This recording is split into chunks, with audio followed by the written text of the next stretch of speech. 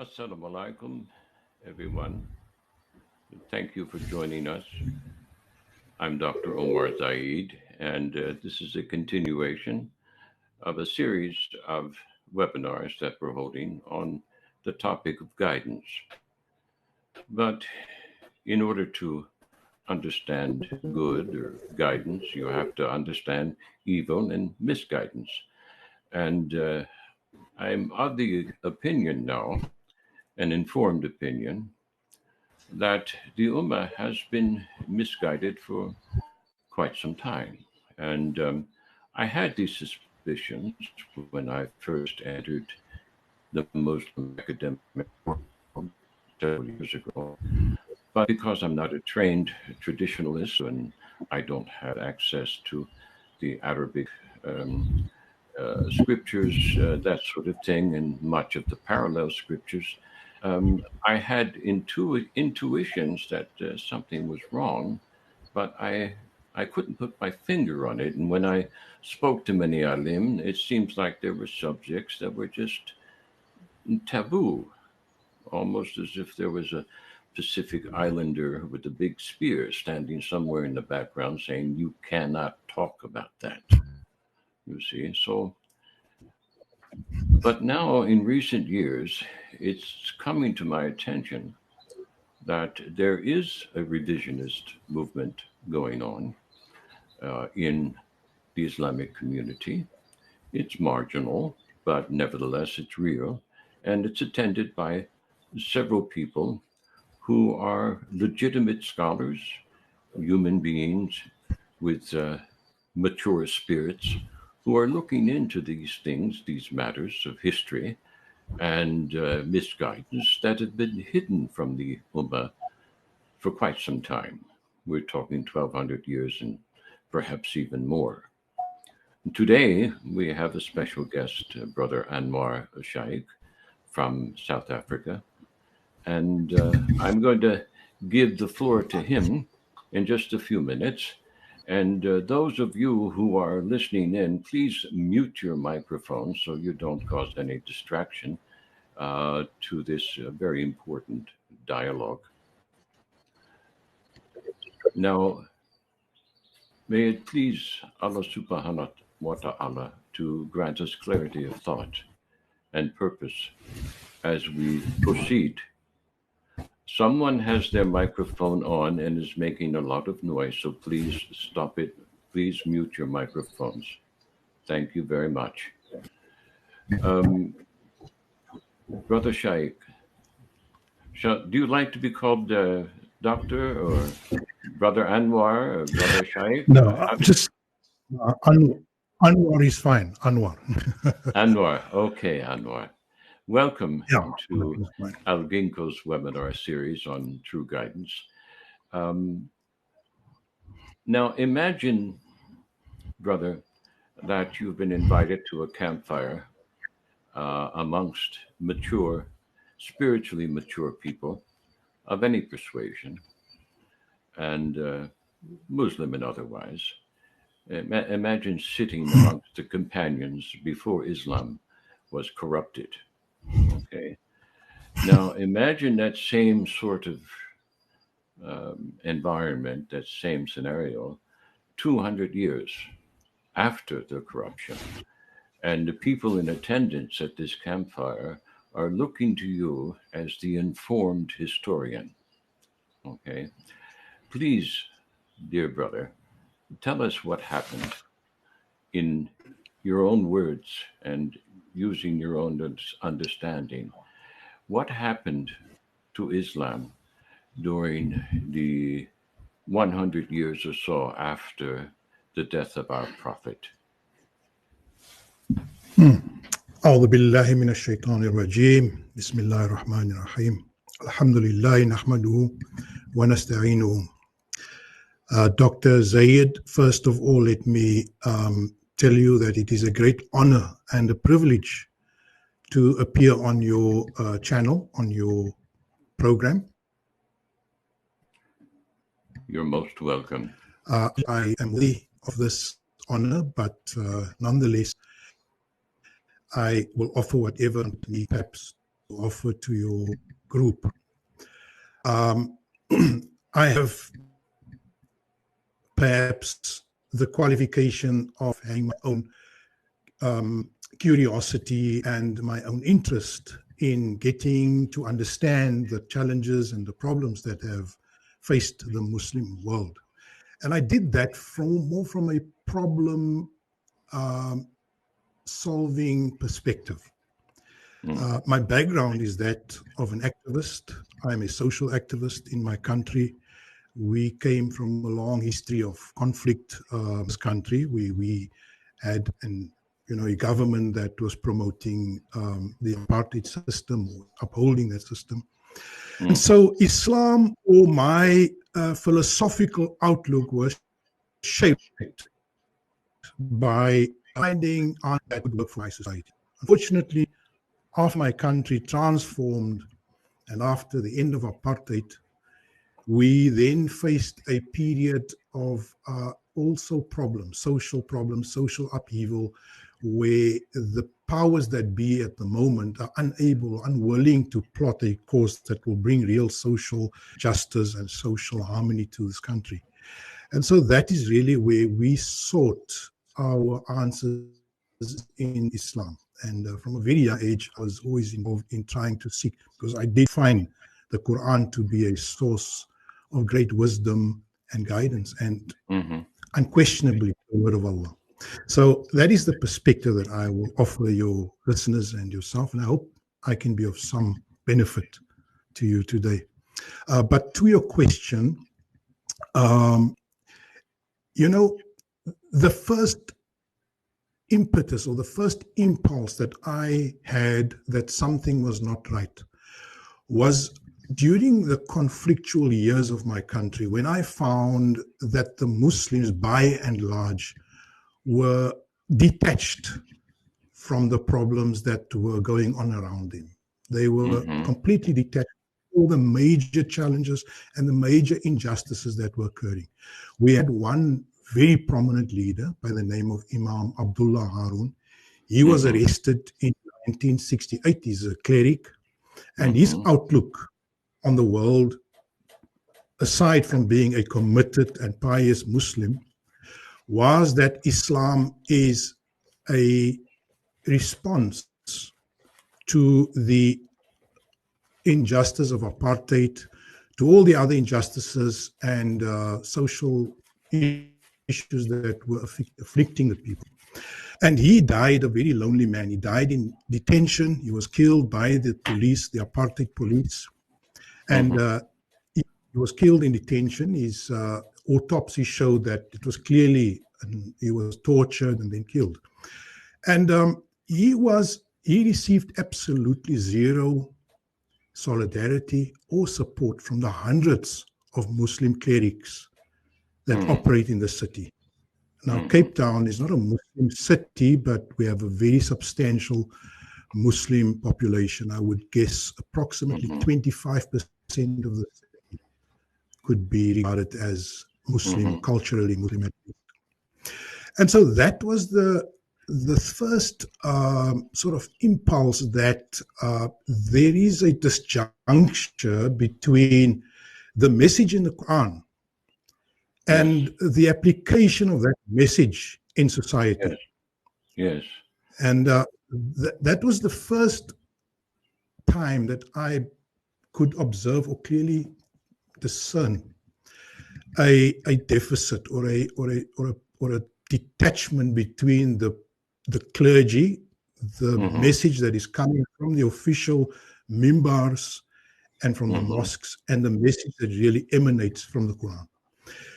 And I was not alone in that. Fortunately for me, I became part of a group in our city and in the country generally of revolutionary Muslims who were part and parcel of the anti-apartheid struggle. And there were some organizations, like, for example, the Qibla movement that arose in 1978, that was established in 1979, and I became a member of that movement.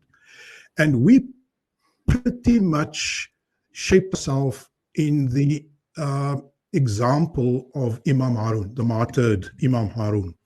And looking at the philosophical or socio-political ideas emanating from the ANC, which was a communist Marxist alternative to the apartheid system, we could not associate ourselves or find any sort of comfort with that as an option to the nationalist Afrikaner system that was in place. And so we projected, or we developed an Islamic or a Quranic response. And Qibla grew in numbers. At its height, Qibla had about 20,000 members in the early 80s. And so Qibla pretty much... Did you actually craft the charter? Yes, Qibla had a manifesto at one stage. I'm not in possession of it at the moment. Yes. But the manifesto, in fact, was a response to the Marxist communist manifestos that were circulated in the run-up to the new South Africa, the South Africa that was born in 1994, after when black government came into being. Yes. And so what I'm sharing with you is that the experience that I have is that of more of a soldier and of a student trying to develop an ideological perspective grounded in the Quran, but also having to make the alternative or the socio-political, whatever, / ideological perspective available in building new social formation and communities. And at some point, there was a need, obviously, for me to become slightly more immersed in the Islamic. And so in 1991, I spent 2 years in Egypt, where I tried to get, a bit more capable in the English, which I did in those 2 years. And then also, I think more importantly, what happened in Egypt for me at the Al-Azhar, being registered at the Al-Azhar, I was able to connect the disjuncture between the scholars that I experienced in my own community in far off South Africa. I was able to see and to witness that same disjuncture in the heart of the Islamic world. As they say, the cradle of knowledge of Islamic learning and knowledge at the Al-Azhar, probably the highest regarded Islamic school. So meeting the scholars, meeting the principal, meeting the teachers, observing and seeing what was going on, I did realize that there is a serious problem.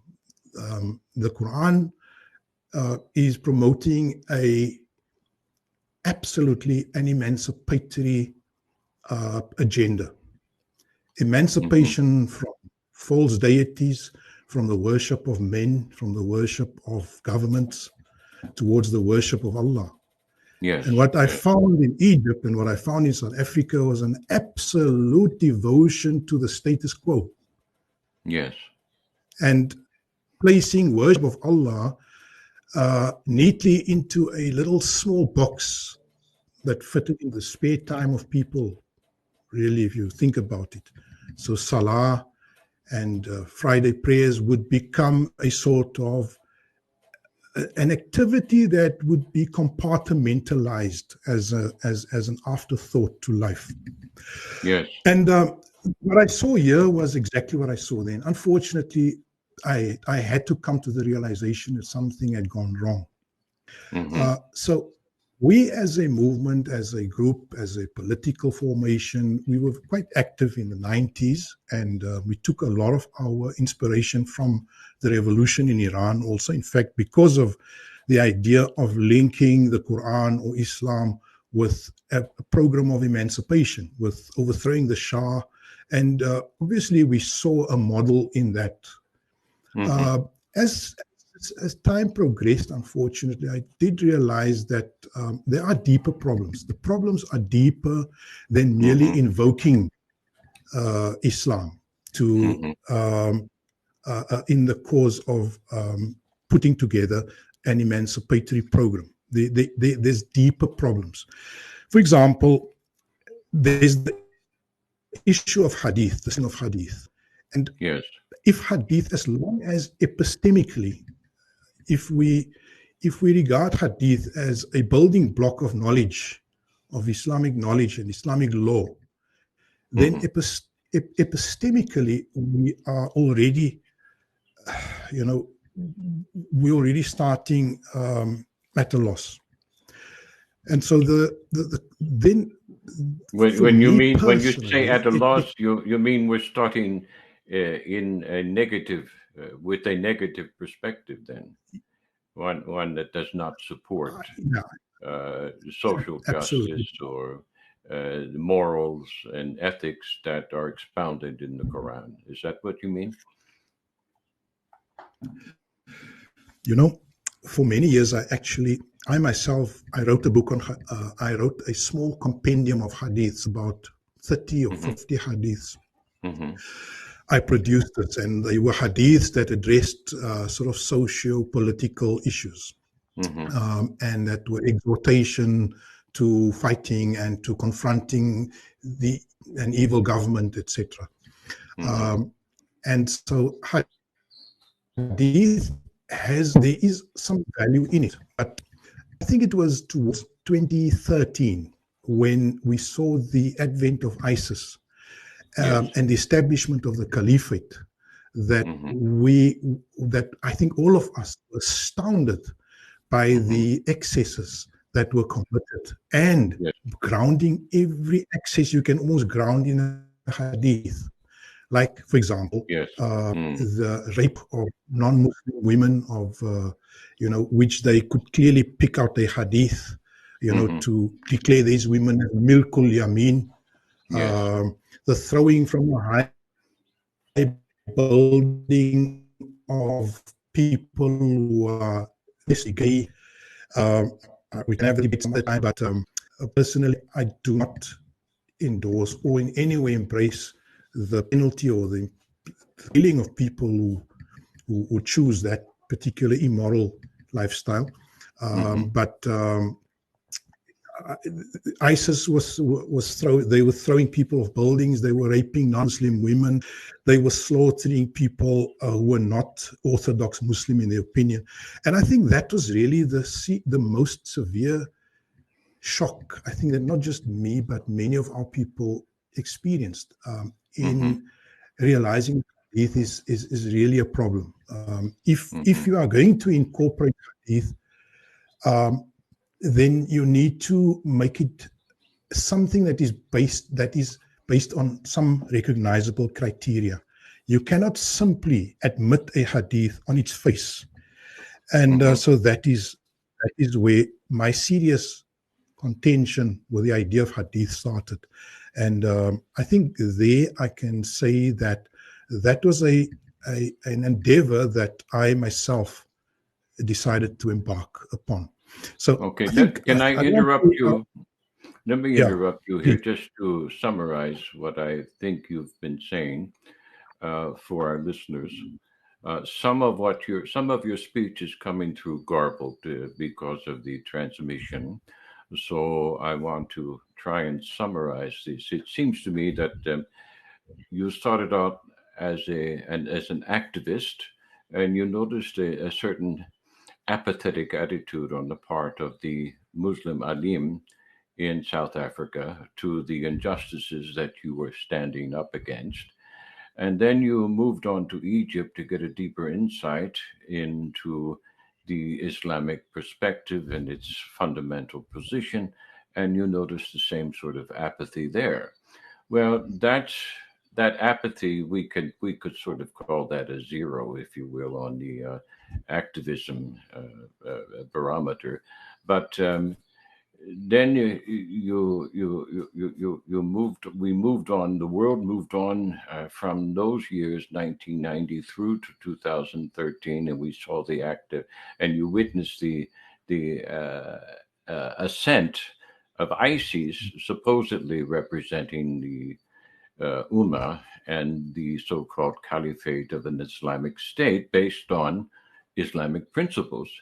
And then what happened was the needle moved from zero to in the negative, see, as far as the justification for those actions are concerned. Apathy is one thing, but when you take active actions, and these actions are unjust and murderous and stand against the principles of Islam, then you're moving into a position that negates the Quran. And what you're saying is that they justified most of their actions. ISIS justified most of their actions, both their activism, their murderous activism, as well as the apathy that you experience in South Africa and in Egypt, based on the Hadith and not based on the Quran. Am I understanding you correctly? Yeah. Yes. And then, look, the important, I think, new development also was that when we were always keen on mounting a political sort of movement against injustice. Yes. For us, it was local, but I do believe that with the Iranian or the revolution in Iran and with global Muslim movements and with the Palestinian struggle, we were seriously, we had some solidarity globally also. But the problem with ISIS was that it almost like put us in a dilemma, because ISIS does have some sort of ideological, how can I put it, genealogy or connection with the Ikhwan, with the Brotherhood in Egypt. And if you really look at ideologically, then they do share roots. I mean, they do go back historically to the same sort of roots. And so the dilemma that we were faced with was that how do you mount a political challenge or a political response to the to the West? And let me call it the West, but really ideological, I would refer to it as modernity, or I think there's many ways of depicting or describing the forces that really are in control of our world. And so if we are to mount a political response or an ideological response, the we were faced with was that traditionally the Ikhwan, and by implication ISIS also, were more of an embarrassment than anything else. So none of us could associate with a political response that in any way associated us with those types of elements. And so we were really forced to then take stock ideologically or intellectually at the House of Islam. And I do believe that that was the impetus for us, for many of our scholars. And I've listened to your interview with Brother Edip Yüksel also. I do see that similarity, that he was a person who had a sort of he desired to mount a political and a social response to Western domination, or ideologically Westernism, and found himself in the midst of that effort to be examining and evaluating the very basis of his Islam, or the ideological or the intellectual structure of Islam. And so if you do that stock taking, and that stock taking that I did then, because in the meantime, between 2018, I also decided to complete a PhD, and I did it in the education field. I also learned the skills of knowledge verification, of how to seek knowledge, how to construct knowledge, how to sift through information. And I learned about epistemology, about ontology, about scholarship, about constructivist paradigms, and all these things. And I realized that what we lack really in Islam is a theory of knowledge, not just a theory. We need to understand what really is knowledge. And brought me to analysis of history. I looked at the history, and I authored a paper in 2017 around the Jewish influence on Islamic thinking. And I traced it back. I went back, and for me, there was a need to go and seek the point at which the deviation set in, because obviously I could see it around me that there was a clear deviation. Yes. And so I went back and I tried to pinpoint the exact moment the deviation took place. It was never an unthinkable prospect, because if you look at the Christian religion, then they are pretty much united on a lie, the lie of the original sin, the lie of the Trinity. And so for me, it was never an unthinkable prospect or possibility that Islam could have settled on a massive and big lie also.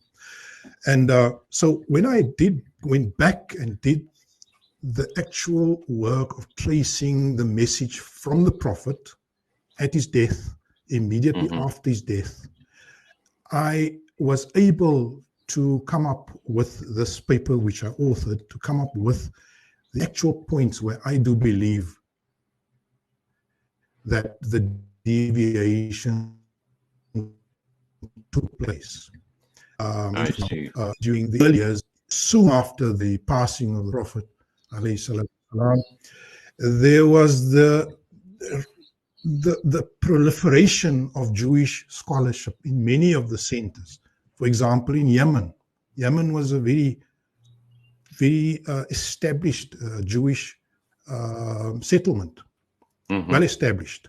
And they were of their scholarship that became very prominent Muslims. And so that was the first thing that I could discern where there was a possibility for inhiraf or for deviation. Also, I pinpoint the work of Shafi'i, Imam Shafi'i, one of the four jurisprudence, the founder of the Shafi'i, who basically also spent his time trying to construct a set of principles, or a set of principles, I guess, from which to construct a law, an Islamic orthodoxy, or a legal a jurisprudence. And as I write in my paper, I see plenty of opportunity there also. If you look at Shafi'i's work, he's born in Palestine, in Gaza. He authors a few books. He masters the Quran. He becomes a student of Imam Malik, who was one of the great legal experts at the time. When he did not study from Imam Malik, but in the aftermath of Imam Malik, he read Malik's book, the Muwatta, he memorized it.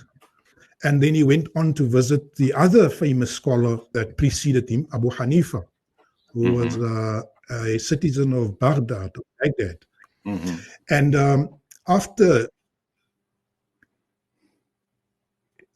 his predecessors, perhaps generation before him, he then decided to actually summarize and to construct a settlement. And he can be credited as the first scholar, the Muslim scholar, that in his book called Risala, I have a copy of it, actually incorporates Hadith as one of the four sources of knowledge. And when I say it's not as incorporated as us,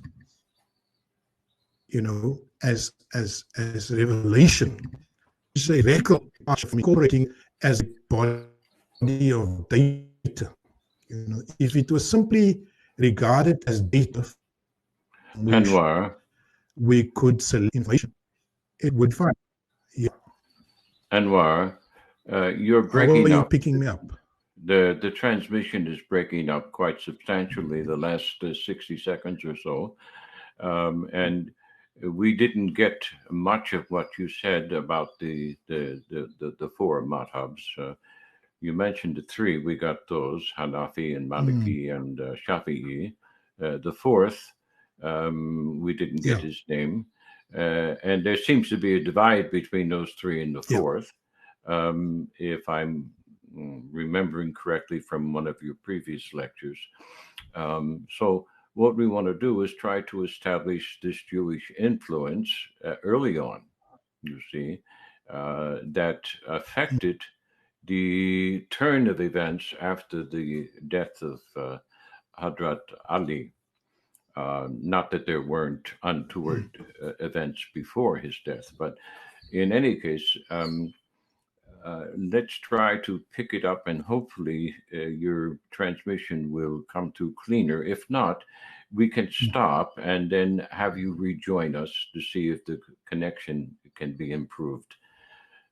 So go ahead, proceed, brother. Okay.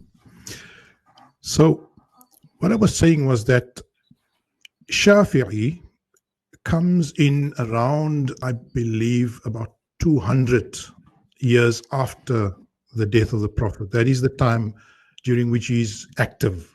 Mm-hmm. And he spends a substantial amount of time in the area of Baghdad, where he develops his Madhabul Jadid, his new Madhab, his new insights, Mm-hmm. which drastically departs from his earlier works.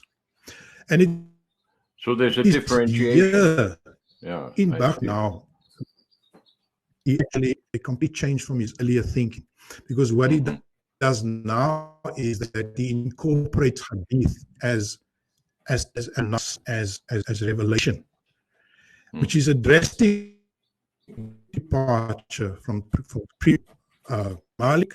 Never used hadith in any meaningful way. The same with Abu Hanifa. But now I see. Shafi incorporates hadith. Anwar, can you sign out and sign back in? The transmission is Okay. very poor, okay? And this is very important information. Most of it, our listeners who are with us now and those who will listen to this webinar at a later date at their own leisure, they need to know. These things are unknown to most of the Ummah, and it's very, very important. And so I believe that Allah wants to use this little vessel that He's allowed me to create here to channel this knowledge in a meaningful way through an unconventional, non-traditional format, you see, because that's what we have to counter. You see, if we enter into their format and their style, we already are obligating ourselves to the lie that we are trying to expose, which is why I don't wear a turban or carry a big stick and, speak in all of the other traditional ways with inshallah and all of these other terms that they use, because it's distraction. And we don't want to distract our people from the truth. The transmission here is not appropriate, brother. And so please sign out, sign back in. Brother Kamal, can you stop the recording for just a moment and allow Brother Anwar to sign out and sign back in, and we'll continue, inshallah. Anwar, Right. I was just repeating for the students who remain with me online here in the unrecorded session that what you're discussing, what you're describing, is the origin of a false epistemology. Is that correct? Exactly. That's what I'm suggesting in my paper. And let me just quickly address. There's a question here that I noticed that if you are basing your contention on ISIS, then that's pretty naive. Yes, I get the point. Somebody's asking a question, but what I mentioned, of course, was that it was the impulse for questioning hadith. The fact that ISIS uses hadith to advance its barbaric practices is not, of course, enough to refute hadith. Of course. And if you've watched my videos, I refrain from refuting hadith as a body of literature. But my position is I simply refute it as an unquestionable or a guaranteed or a sahih body of literature. Because that is really where the problem lies, is that if you look at Imam Shafi'i's position in Baghdad, where he incorporates hadith as a fourth constituent block of of Muslim law, as one of the sources of Muslim law, then he doesn't do it he does it in an unqualified manner. So he adopts hadith that's a in an strong unqualified manner. Absolutely. And it is really, it opens the gates for a massive amount of infiltration of ideas that would have been. And so my studies took me to the hadith itself. You know, how am I coming, by the way? Is there an improvement in the quality? Am I coming through clearly to you, loud and clear? Or yes, it's a little bit better, but there's still some delay in the transmission and some garbled words. But it's better than before. I don't know how to improve that now, but we'll make do with the best that we can do at the moment. And hopefully, inshallah, next time, if there is a next time, then we'll hopefully solve some of these issues. But we're at a great distance from each other, so it's a miracle in any case that we can have this discussion and hold it for the sake of ourselves and for the sake of our students, inshallah. So my studies took me to, and what is undisputable, and that is not advanced by me alone. Many scholars have in fact conceded the infiltration of what they call Israeliyat, or Israeli or Talmudic years to the oh dear, we've lost you again.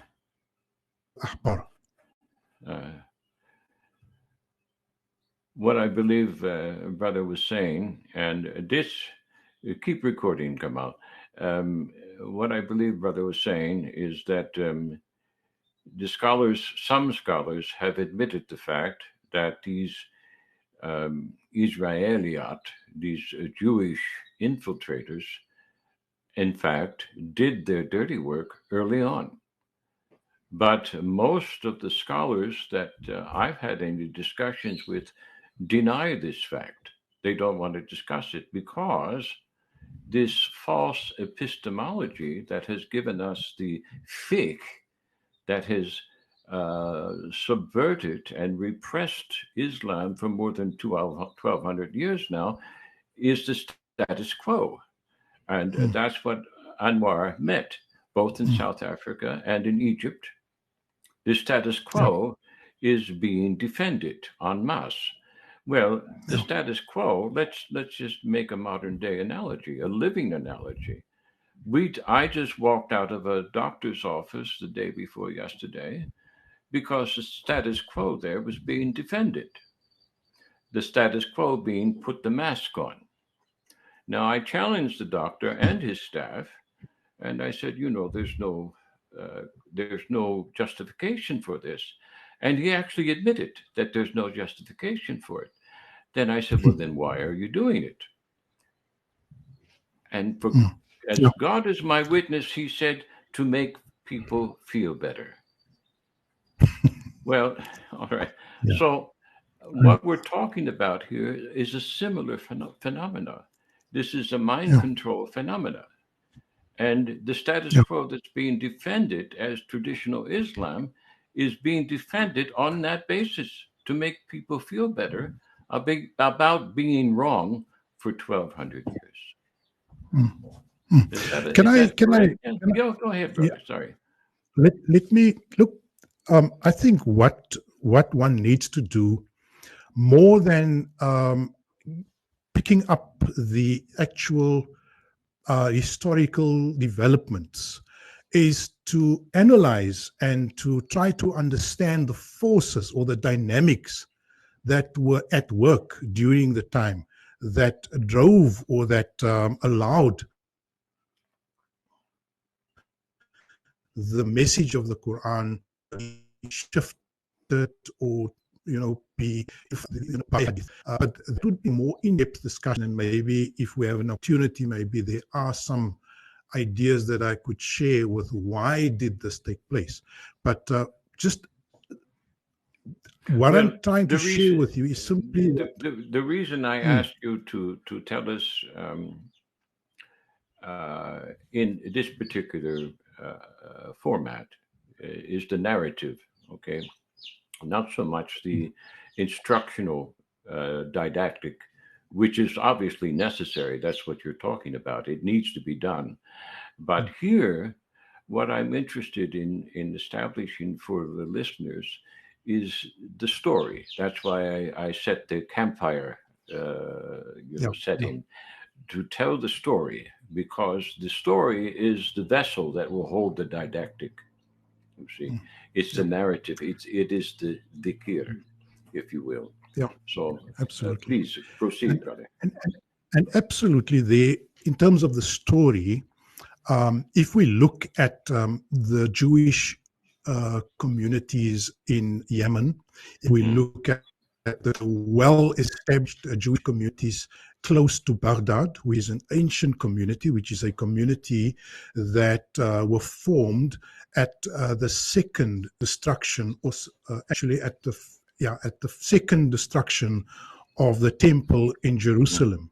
Yes. So that was a 400-year-old community established near Baghdad. And we know now, and in fact, contemporary Jewish scholars refer in glowing terms to the schools at Sura and Pumbedita. These Jewish seminaries, Talmudic seminaries that were well established, that had at the time of the second and third caliph had developed to a high level of completion, the Mishnah, in fact, Talmud. And so at that point, and in my paper I mentioned this, they have in fact put together the building blocks of the halakha, of the Jewish rabbinic law. Yes. And so Jewish rabbinic law was at the time at mature to a fairly advanced level. And so when I make the claim that there was a huge opportunity for Imam Shafi'i to adopt or to become familiar or to learn from these Jewish sages, rabbis, and scholars, then it is not, I'm making that finding in a vindictive or in an effort to embarrass the Muslims, but we have to concede that the opportunity existed. Why Baghdad? Why would he have gained new insights in Baghdad? And we know that the Jewish Talmudic rabbinic Judaism and the halakha based on those are squarely based on the orally transmitted law, the Mishnah. Yes. And the orally transmitted law conveyed in the Talmud is to a large extent an equivalent of the body of Hadith. Yes, you can argue that Hadith has somewhat more of a scientific process, and there is in fact what is referred to as the science of Hadith. But really, if you can call it a science, because how do you actually call something a science that is based on 200 years of word of mouth, not verbatim? There is something called oral transmission. But the Hadith, nobody claims Hadith was orally transmitted, because the text of Hadith is not claimed as the original text of the Prophet, as the original wording. So meaning was conveyed, not the actual text. So there's a difference there. So I'm identifying the experience of Shafi'i in Baghdad, approximately 80 kilometers from Sura and Pumbedita, the rabbinic schools, as a possible area where there could have been cross contamination of these ideas of Israeliyat. And then I also identify, of course, Yemen, where prominent scholars and, in fact, people that became rawis, narrators of hadith, like Ka'b al-Ahbar, Mm-hmm. The famous Rawi, or the prominent Rawi, Ka'b al-Ahbar, and the word Ahbar in fact means rabbi. So Mm-hmm. Ka'b the rabbi, Ka'b the rabbi Mm-hmm. was in fact a prominent Rawi. He in fact turned out to be the teacher, this is not disputed, became the teacher of Abu Huraira. Yes. And if you want to ask who's Abu Huraira, he's the biggest Rawi, the biggest narrator of Hadith in Yes. Islam. Mm-hmm. Approximately, I'm not subject to correction, I think we have about 5,000 Hadiths from Abu Huraira. And Mm-hmm. if you look at Abu Huraira, he is intimately involved, rabbi. And I've shown in some of my videos actual incidences where Bukhari, the compiler of Hadith, where he in fact rectifies some of these changes, where Abu Huraira narrates from the Prophet and where Bukhari corrects it and states in so many words that this is Mm-hmm. actually not from the Prophet, this he heard from Ka'b. Mm-hmm. So we have then a clear breach Yes. of the in terms of the reliability of hadiths, because you Yes. have a person like Abu Huraira, the biggest narrator of hadiths, narrating from Ka'b al-Ahbar, a known rabbi, Mm-hmm. was known, disposed of his Talmud literature when he became a Muslim. So Mm-hmm.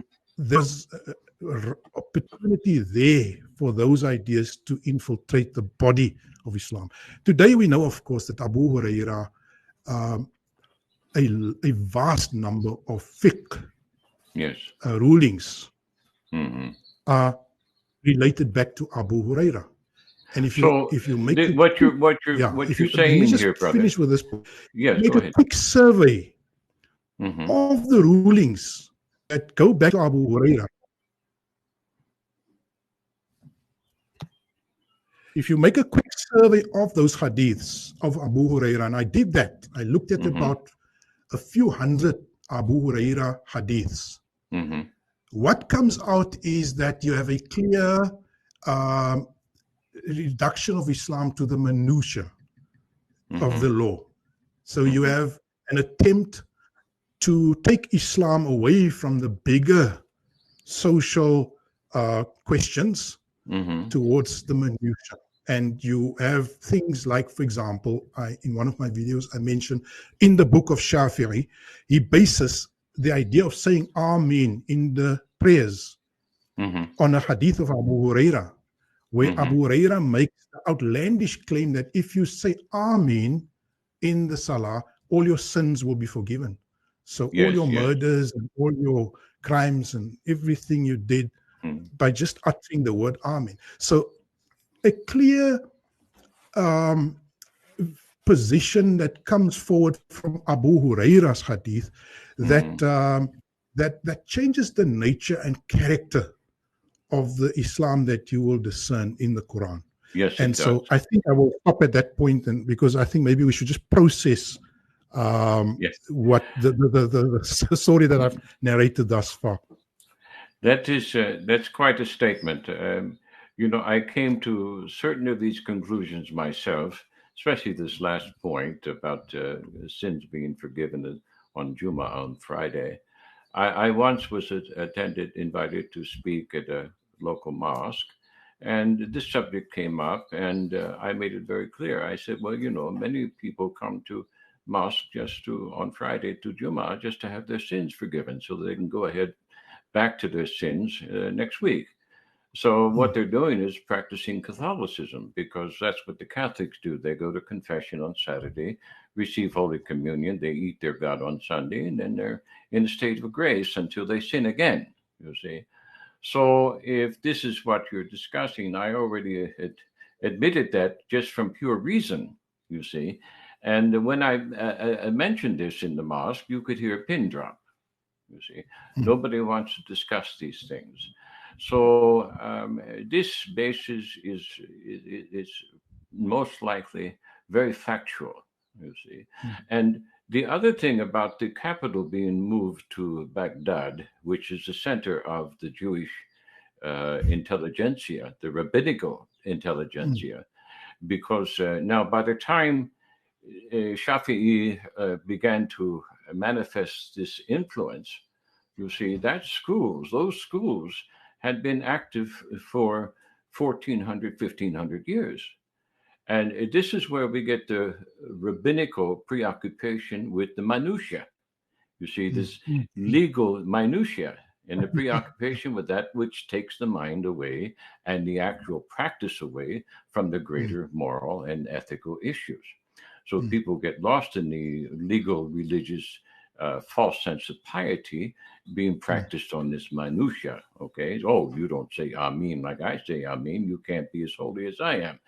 This sort of attitude, this robs Muslims from Islam. And this is what Jews do, because this is what Isa apparently accused them of on the temple steps. He said, you prevent your disciples from entering into the kingdom which is within, you see. And so all of this is, I'm thinking and telling the story in Tawhid terms, and I'm so happy to hear from academics like yourself who have found a factual basis for this. Because in my own study of the occult history that has led to today's Illuminati influence through the Freemasons and other Rosicrucian like cults, if you will, they all lead to Baghdad. They all lead to this Persian influence, and they all lead to a marriage between the ancient Medes, who perverted Zoroastrianism, and the Jews, who received the doctrines of Harut and Marut, and then turned them into practice, you see. So that center is also the center of what they call the Brethren of Purity, and they descended as Sufis on the Ummah some years later, after this transfer of epistemologies, if you will. Okay, so I'm very, very happy to hear this, because I've written these books about that history, but not from the Islamic perspective, from the occult perspective, tracing the negativity, the false doctrines of the pagans, which had origins in truth. All of these religions had origins in truth. You see, they all had their prophets come to them, and then within 2 or 3 generations, all of them became perverted by power mongers who became a priesthood. So I came to this conclusion years ago, you see, that the modern alim were a kind of a priesthood, and they had usurped the true spiritual authority. They had usurped the true dogma, if you will, that is in Al-Quran. So when I encounter people like yourself, I'm very excited and very pleased, you see, because it's a confirmation of my rationalized logics, you see, just from studying the extra history, the history that surrounds Islam, not necessarily Islam's history.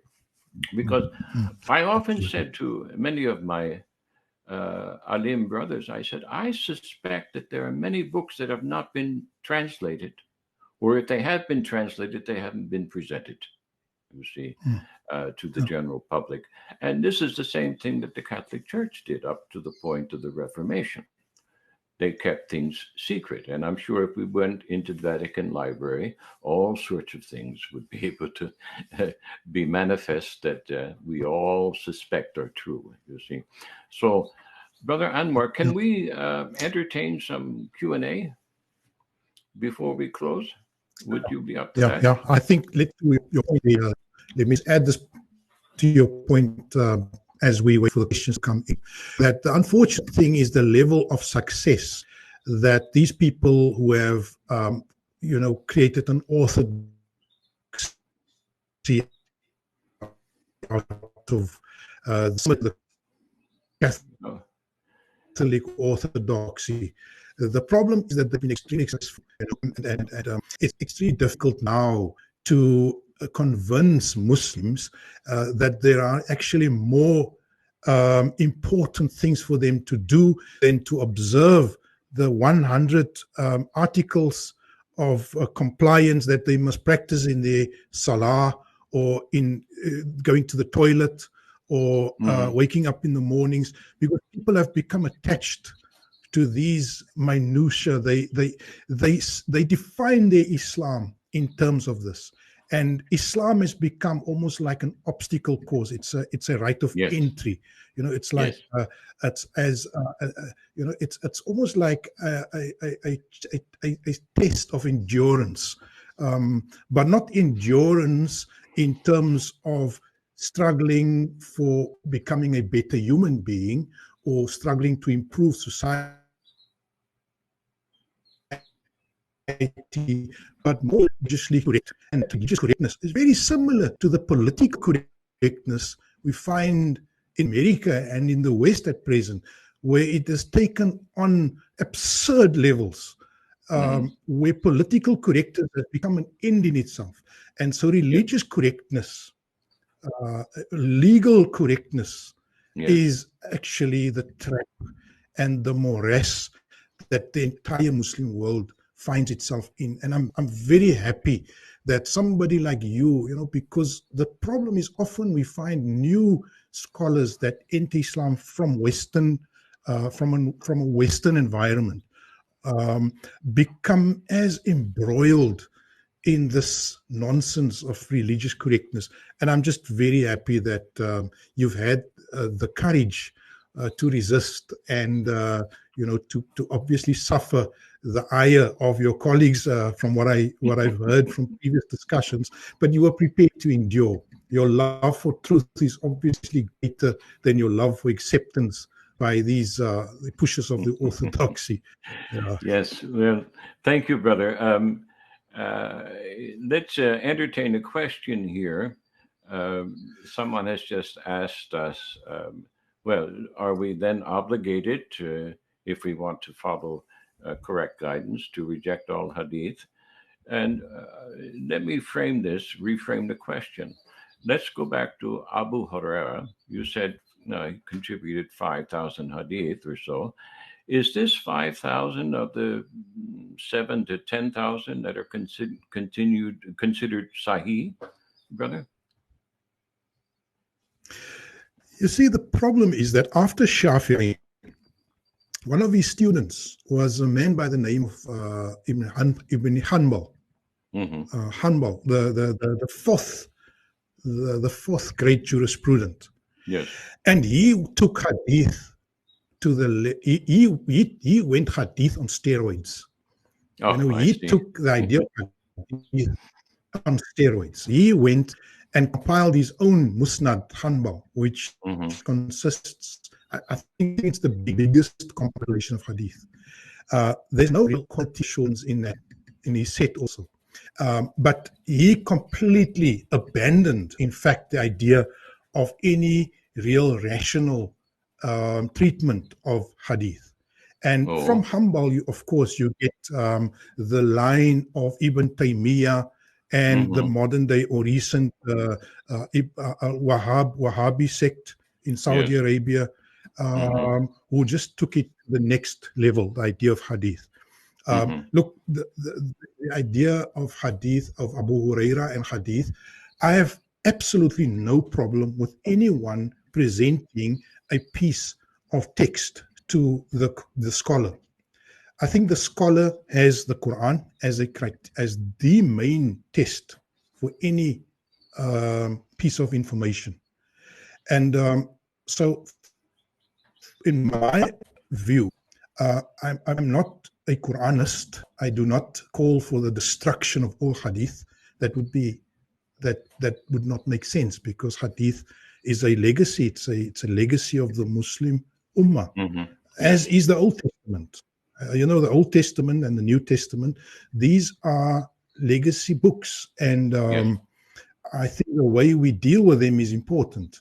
If we have a system of scholarship, which is a robust system, we would be able to defend against any hadiths that are contrary to Quran, that are contrary to nature or to or reality. And so I believe, my call is that we need Muslim scholars and not, what is the word, priests.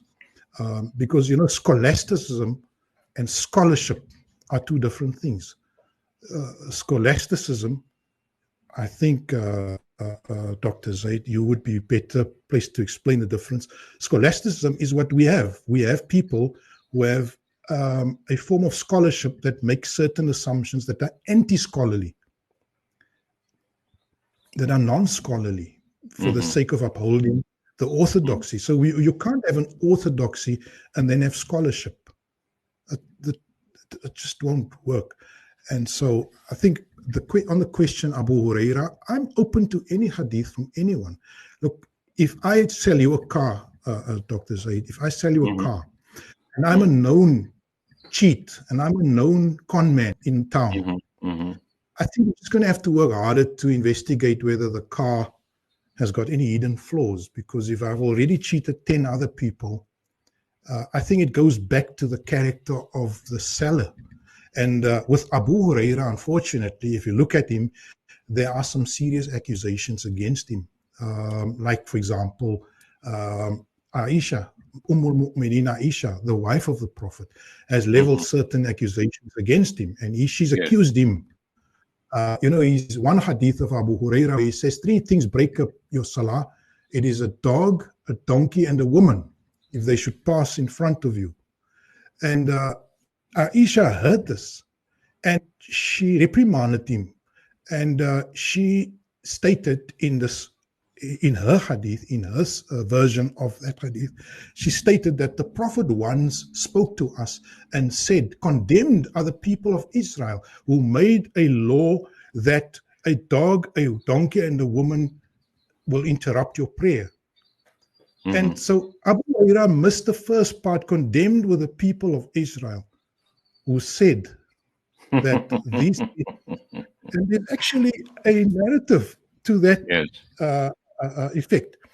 So what I'm saying is that Abu Huraira, there are known accusations that he actually narrated half of a hadith, and then connected it with his knowledge from Ka'b al-Akhbar, and created a lot of sort of false hadiths. Then also, finally, just to say that Abu Huraira was employed by the kings of his time.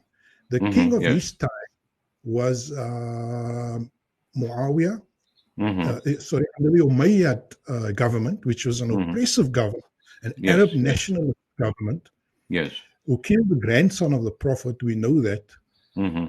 Under that government, he actually took up the governorship of, I believe, Bahrain, or one of the provinces in the peninsula. So he was, in fact, in service of the oppressive Umayyad government. He was in service of the enemy. There's no doubt about that. That's point. I would a bit more time to go and verify anything that Abu Huraira says. There's an interesting fact, now correct me if I'm wrong, but I read somewhere, and I don't remember where, that Abu Huraira was about 10, maybe 12 years old at the death of the Prophet. So how much are we going to be able to trust from him anyway? Is that true? No, I think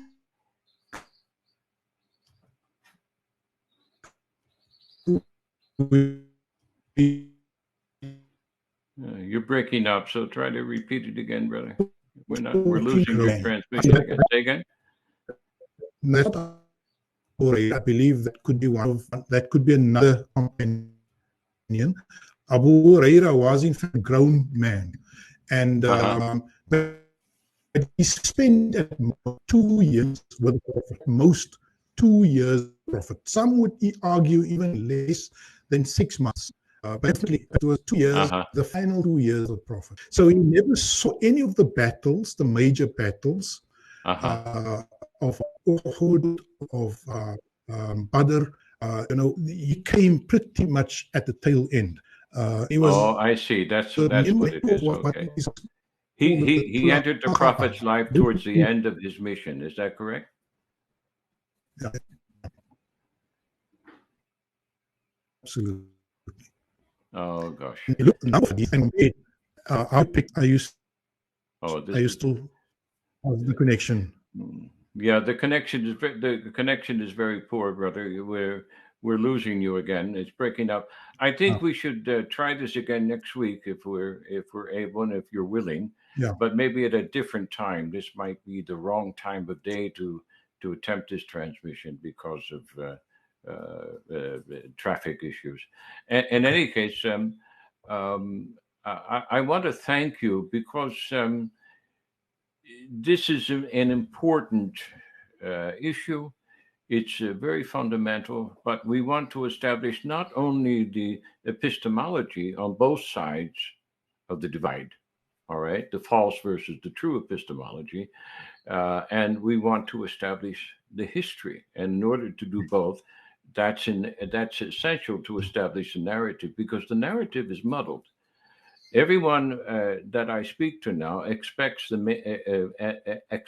mainstream narrative, no matter where you go in the world amongst the Muslims. It's very rare that you sit down and are able to have a conversation with someone and says, no, this was the result of Jewish influence. I've encountered a few people, but not very many, you see. Now, I know, dear brother, from my own studies of the occult history, that the Jews infiltrate everybody. They infiltrate every institution that is of a major concern. Mostly, they infiltrate education and media systems, and through those, they gain their political power. That's what they've done, you see. And now I'm not talking about your normal, everyday Jew who attends their temples on Fridays and Saturdays, whatever their Sabbath, but I'm talking about the people who established what you call the Mishnah and the Halakha, because this rabbinical influence is not the Abrahamic narrative. It is not the locution that is expressed at the central core of Al Torah. It's not. This rabbinical locution is concerned with the minutia, and as such, it is a distraction. You see, and it's a distraction from what? Well, it's a distraction from true guidance, from our own connection with Allah subhanahu wa ta'ala to establish the kingdom within, you see. And so as long as we have to depend upon this false priesthood and their false epistemology, the Ummah who follows them, I think they're going to have a problem on the day of judgment, in my estimation. And my estimation is not exactly uninformed.